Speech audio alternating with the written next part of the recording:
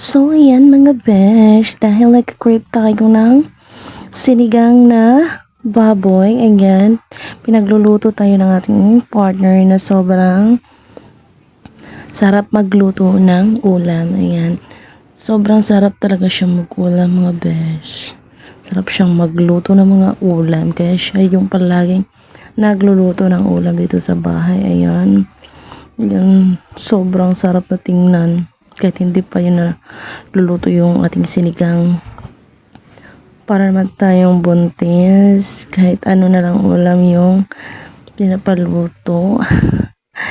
Pero, thank you to my partner kasi palagi siyang nandyan para nilutuan ako ng ulam na paborito ko. Ayan, diba? Sobrang sarap na siya tingnan mga besh. Mga mamshis dyan, o diba? Napakaswerte talaga natin kapag yung partner natin marunong magluto.